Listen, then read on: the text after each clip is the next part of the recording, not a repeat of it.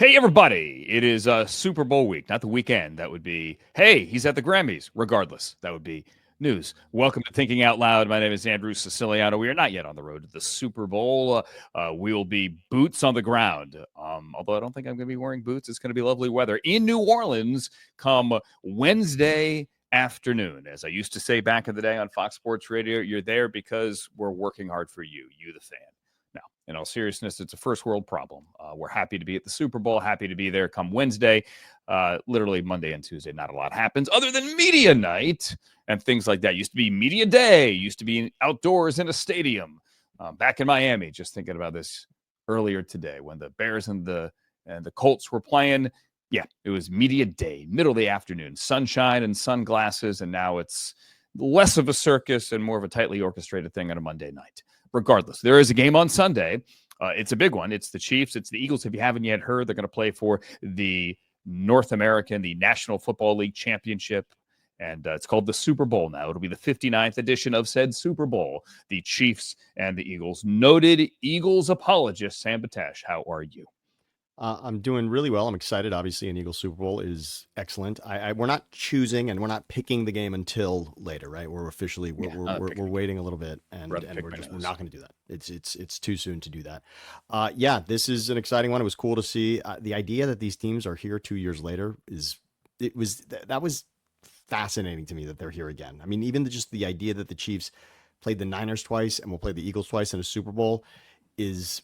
I don't know why. That's just stunning to me when I see it, and the fact that they're here again and with Saquon, it was all just seeing it really front and center during media night was a lot. I don't know why it brought me back to that, but yeah, exciting, interesting. New Orleans will be, and you will not call New Orleans the Big Easy as we already. I will not. Over. I will not call it the Big Easy. I will not, like, if the game were in Houston coming out, it's not in H-Town. No, right? You know what I found interesting though? Jacob Hester, former LSU player and Charger, obviously. Yep. He was hosting. So XM's got this Super Bowl channel where they're really just kind of mashing up everything that's happening on XM radio and putting it in one channel. He was sort of hosting that by himself, which I thought was quite impressive. He does LSU color commentary as well. But Jacob called it the Big Easy, which I thought, he's truly, I mean, he really is. What everyone wants to do. Yeah, sure. He's a New Orleans guy. But yeah, so I found that shocking. But there you go. Again, we did this last time, as Sam said, as Sam implied or suggested. Anyone who calls a city on air by their corny nickname, the Big Apple, the City of Brotherly Love, the Windy City, they're like newscasters who have it built into their brain that they can't use the name of the city again in a second or third reference. No, it's the city. Like no one there calls it by your corny nickname, right? No one in San Francisco calls it Frisco. Like, please stop. Okay. Please stop. No one does that. Okay. Welcome to Big D. Now, hi, you're in Dallas, the Metroplex. No one says Big D. Anyway, brief aside. In the Big Easy last night, they had a Super Bowl media night, which is not as much of a circus as it used to be. You don't have someone running around in a wedding dress proposing to Tom Brady or anybody else for that matter. It's more tightly controlled, but you do have the fun stuff. And to me, the most fun last night was Jameis Winston, one of my favorite humans, who was tossing cookies to people. Round of applause to Saquon, by the way, for clapping back at that. What's his name? That Dove Klein, whatever that guy's name is. That fake Twitter stealer of content for taking a Jameis clip and suggesting that Saquon is throwing shade at the Giants. No, he wasn't. He said the Giants and Jets need a quarterback. Those are facts. Those are facts. Instead, tip the cap to Jameis, who is alive and fun and awesome.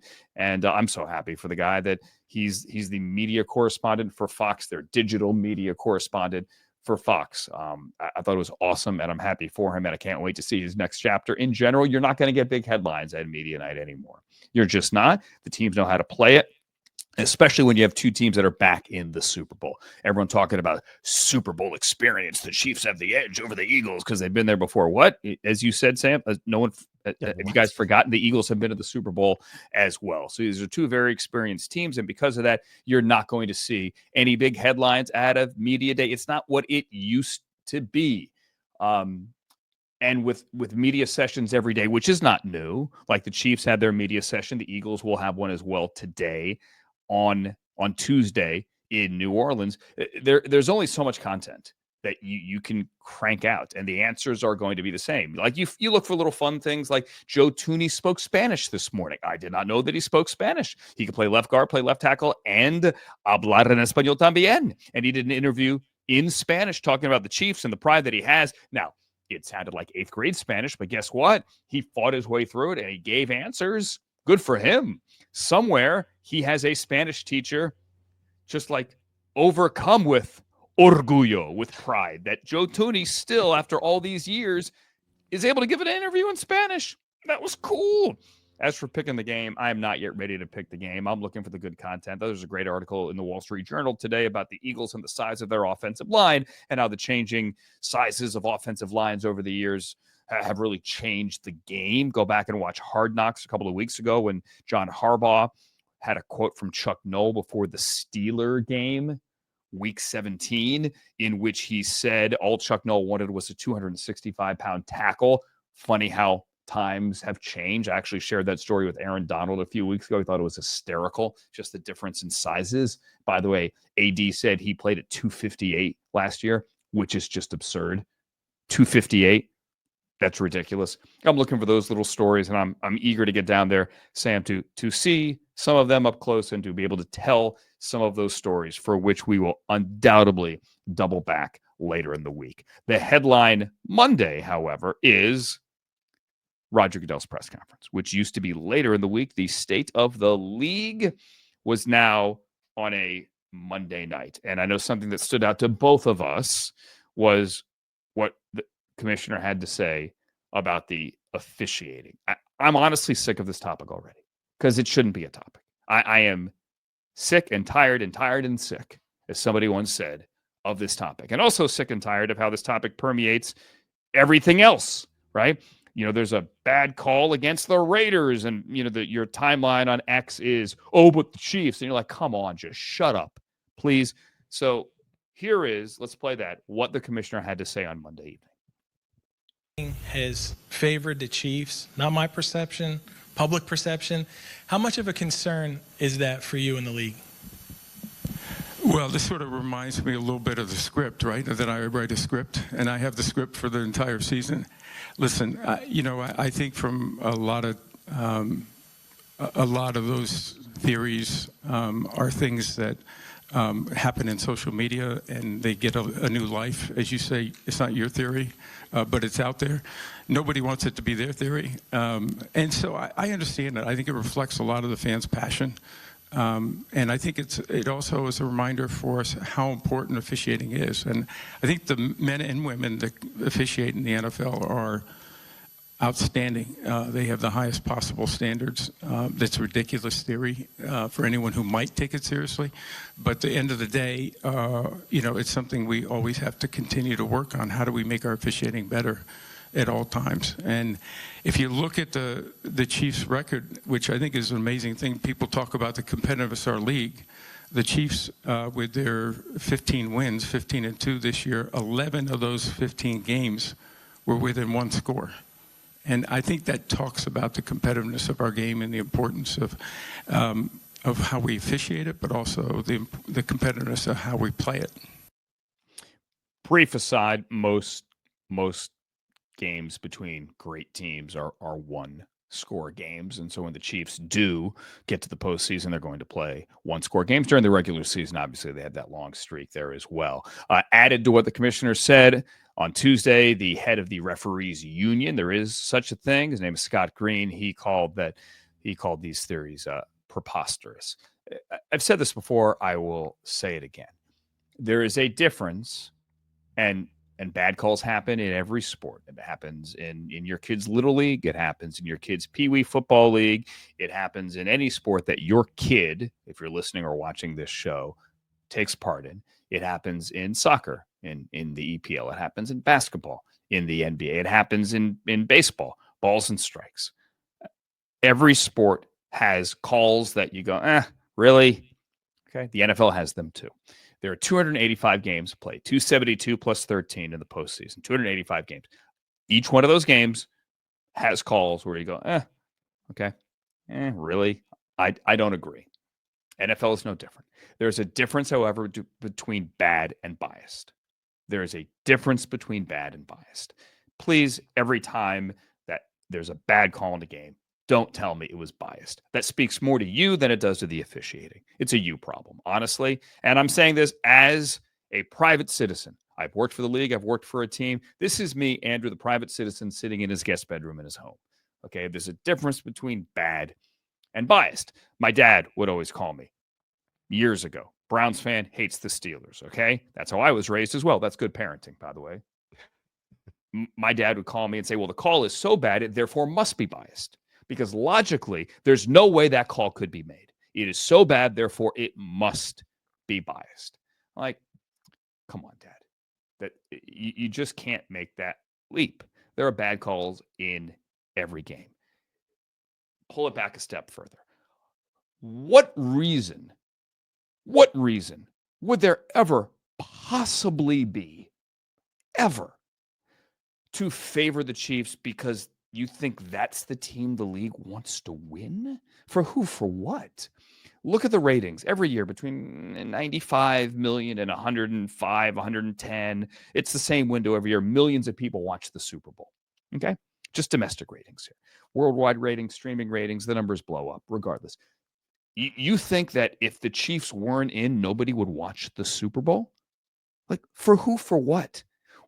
Why do you think the league favors them? Oh, Travis Kelce, Taylor Swift, it's all political. Shut up.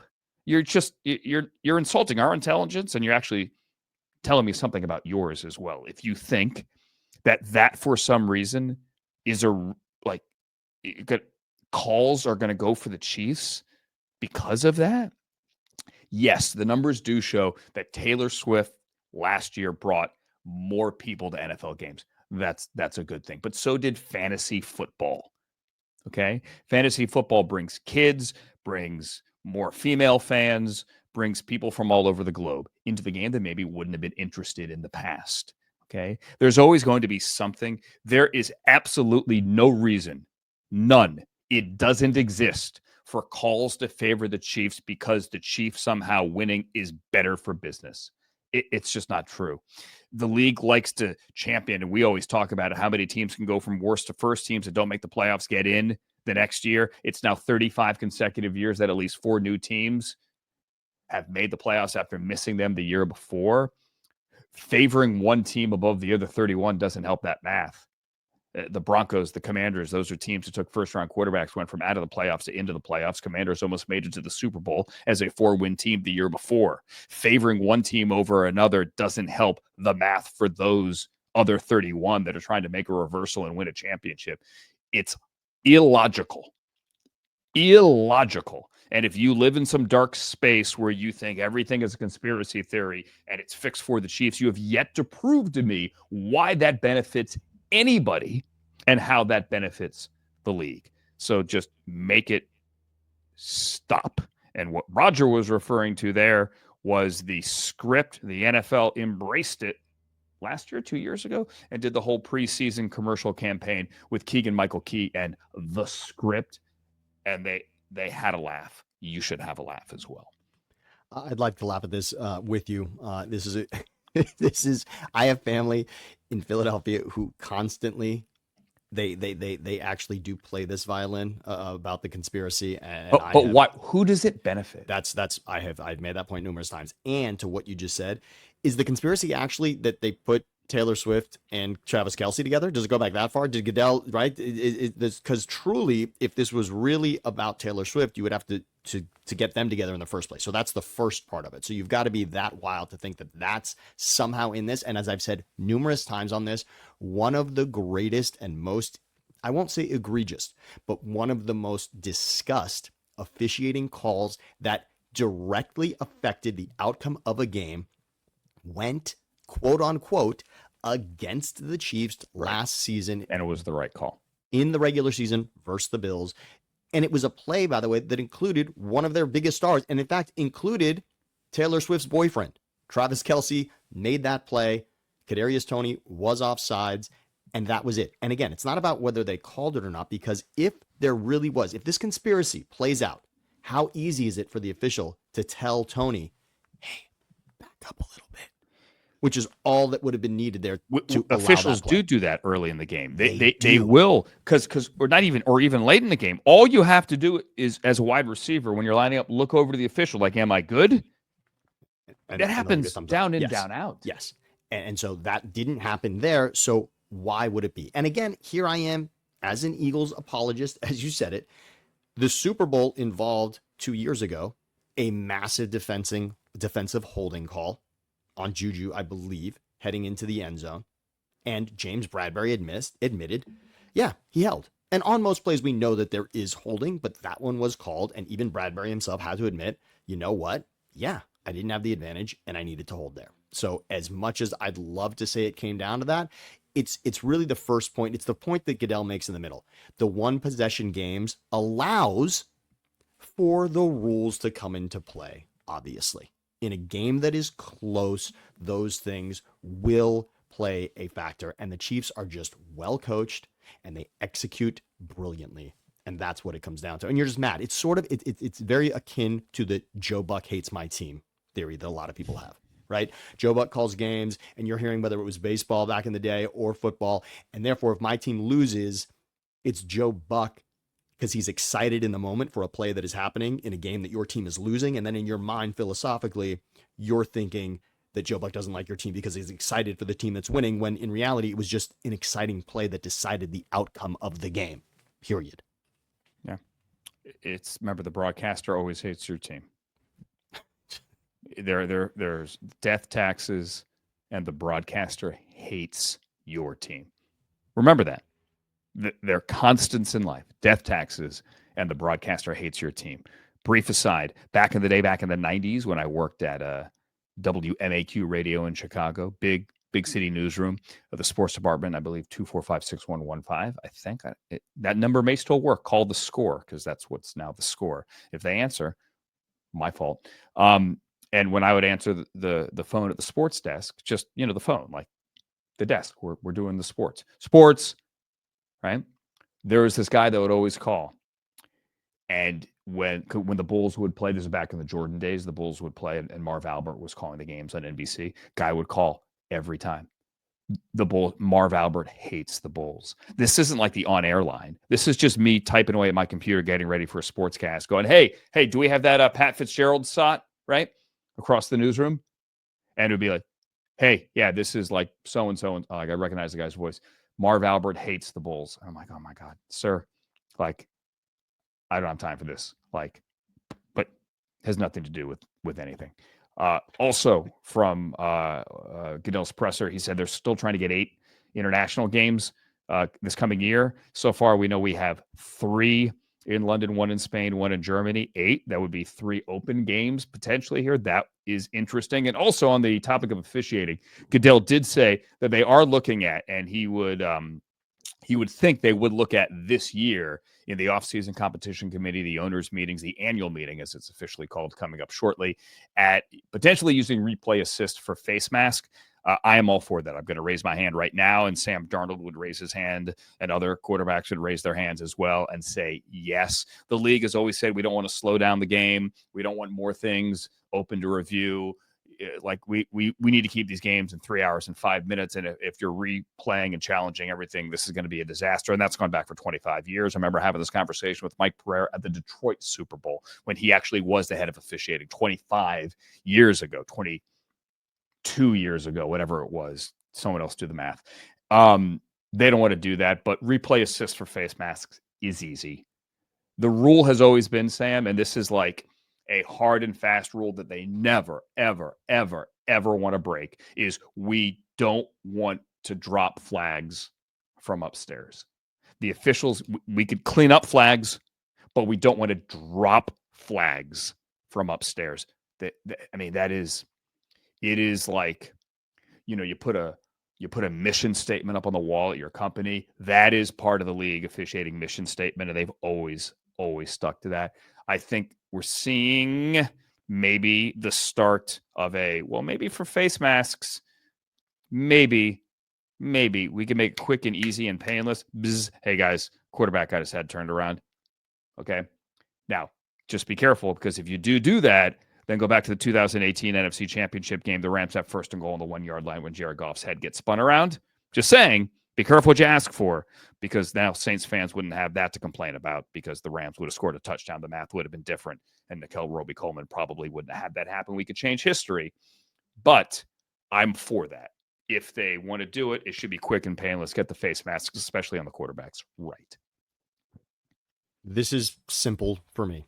Common sense. Common sense is what it comes down to. Replay assist should assist with common sense. Here's the issue that we have watching games, and certainly that I have with, and yes, a remote, call it a remote control. My ability to rewind any play and see what happened, and to say to anyone in the room watching with me, hey, that is incorrect and that should be called a different way.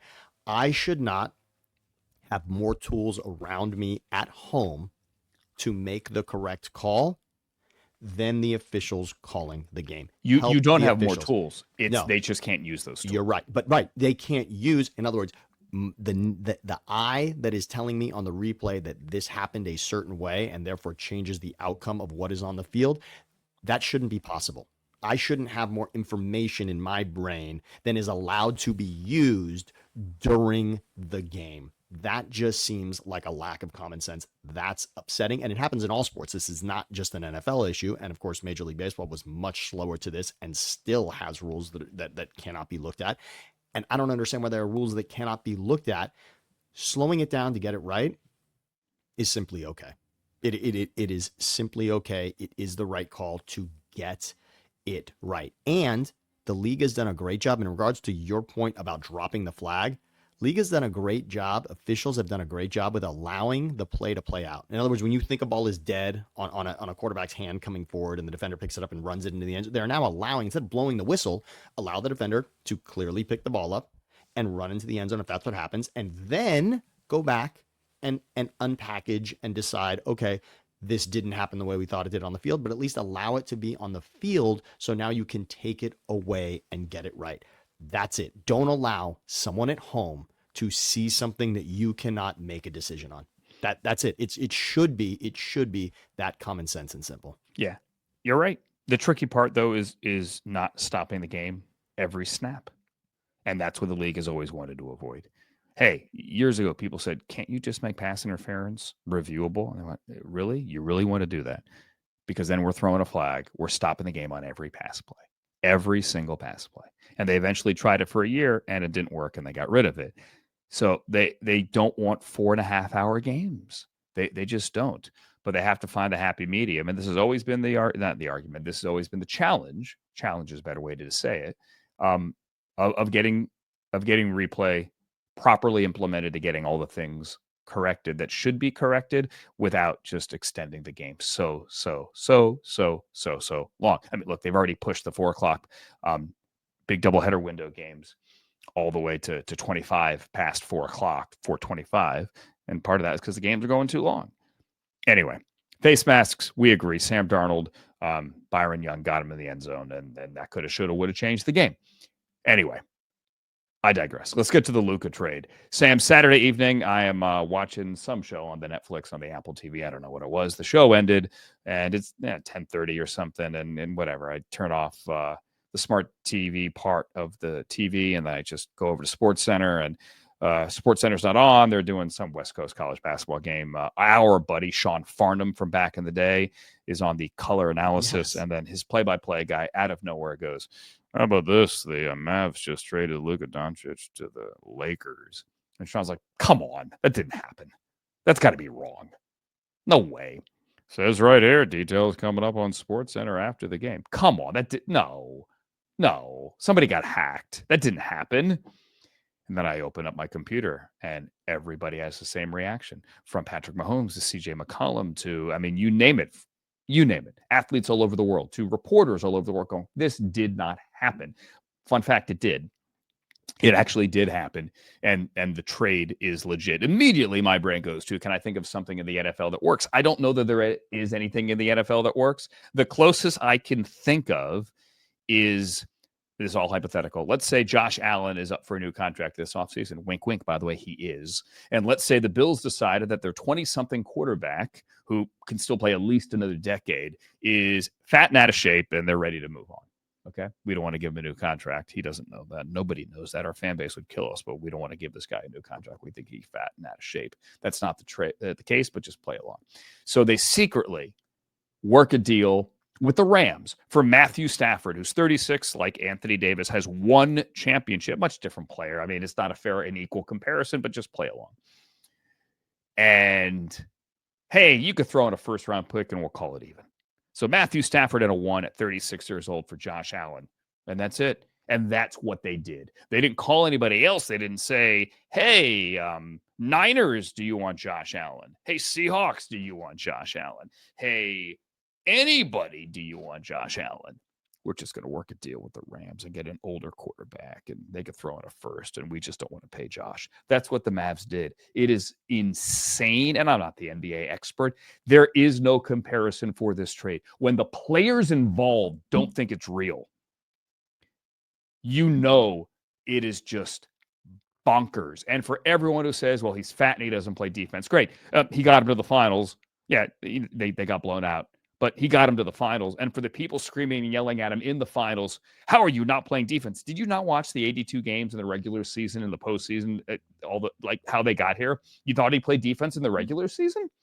No, this is who he is. Yeah, he's got to get better at it. He's 25. Yeah, he could probably lose a couple of pounds. Yes, he's missed too many games this year. But good gosh almighty, I have never seen a trade in my sports life that has, maybe that's the better analogy. Like, not what is an equal trade, but where has there been a trade in which a franchise's fans have basically said to the team, you're dead to me. Like when teams move, fans can go, you're dead to me. But when trades happen, like I know Mavericks fans that are like, yeah, I'm good. Like I'm never going to root for them again. It's over. And that is how big this is. This was huge, and if you're looking for how big, Charles Barkley said in 40 years he's never been more surprised. Yeah, never been more surprised by anything. In our lifetime, the Kawhi Leonard and Paul George Friday night, which was free agency, not a trade, that was as stunning in the moment that both because and again, here's the reason why though, because the rumor never happened. That's what makes this so crucial. The rumor of Clippers, Kawhi, Paul George never happened. And so when it landed, it wasn't just confirming what someone else had said, it was brand new information. And this is such brand new information for a couple of reasons. First of all, Jimmy Butler's the name out there. Everyone is so concerned with the idea that Jimmy Butler's going to be traded, etc. The trade deadline is also Thursday, so I would say the weekend in between, the championship weekend and the Super Bowl in the NFL. Not exactly. How about the weekend playing the Grammys too? I mean, yes, and the Grammys. So people are not necessarily thinking. Now, trade deadline this week, once it becomes Monday, Tuesday, Wednesday, trade deadline, yes, that conversation heats up, and Thursday becomes an NBA day. Yes, Andrew. I had no idea the trade deadline was coming up. Yeah. And by the way, the only reason I know is because for years... Oh, you don't have to defend it. No. I'm saying, but here's why. No, here's why. I am used to now, over the last few years of being of producing sports content, Super Bowl week, I am used to what becomes, I'll call it a headache here. You're so used to thinking it's going to be an entire NFL week. And then the NBA does drop this massive news bomb numerous times. I mean, remember, Kevin Durant 2 years ago was traded during Super Bowl week. It was a massive deal. This is that big. But if you want to understand what makes this so unique, please read the article by Ramona Shelburne and Tim McMahon at ESPN about how this went down between Rob Pelinka and Nico Harrison. This will be the new wave of the NBA. I really do think the fact that they kept this so secret and so tight to the vest that nobody knew, including LeBron, of course, including Luka and Anthony Davis as well. This was an outstanding culmination of a deal that we never saw coming. And the fact that they kept it so secretive is what made it even possible. And it really, it is stunning at how differently these things do normally go down. And the NBA has, again, Shams obviously puts the story out there, but to think that he didn't know about it, that nobody ever got a sniff of this at all, to the point where everyone thought it was fake, fake, fake. Farnham, as you said, thought it was fake. Of course, in the moment you thought it was fake. It's really unprecedented what happened here in regards to how they went about it. And that's what makes it amazing. And for those that say the Mavs are DEAD to them, they're still going to compete with Anthony Davis. This is going to be a team. There are many people that think the Mavericks today are a better team because of this trade, including Nico, who, by the way, he didn't do this fly by night. I mean, this is a really tight theory and hypothesis by him that this makes the team ultimately better into the future and right now. And to the analogy, I was really, you tweeted it out about the Josh Allen, Matthew Stafford thing, and I was trying to think NFL, what would this be? My cousin Michael's the one who actually came to me with this. It's more maybe Aaron Donald, and of course, yes, not playing right now, but let's say Aaron Donald and Lamar Jackson is what it felt like to me. It would be sort of a Lamar Jackson, a scorer for a defender, right? Just because Anthony Davis is such a Hall of Fame defender that it would have to be at that level. And I don't know that there's anyone right now who's at the Aaron Donald level and therefore at the Anthony Davis level. So I think Aaron Donald's probably fair in that regard to say maybe it would be that. But this changes the NBA, and good for the NBA. In a week that belongs to the NFL, this absolutely stole it for a few days. This is bigger right now, certainly today and yesterday and the day before. It's bigger than the Super Bowl. Sunday, the Super Bowl will be the biggest thing. This is bigger than the Super Bowl. And the fact that we don't even get to see him on the court immediately means that this extends the story for more and more days as we anticipate seeing Luka and LeBron together. And Luka and the Lakers will face Anthony Davis and the Mavs coming up on the 25th of February. And that'll be here in LA. And then in March, Luka and the Lakers are scheduled to go to Dallas. But I digress. It's Josh Allen for Myles Garrett, except Myles has already requested a trade. As for that one, look, I hope they work it out. You guys know I'm a Browns fan. I certainly want Myles to stay. I also understand that Myles wants to win. I think it can happen in Cleveland. He evidently disagrees. It's very early here.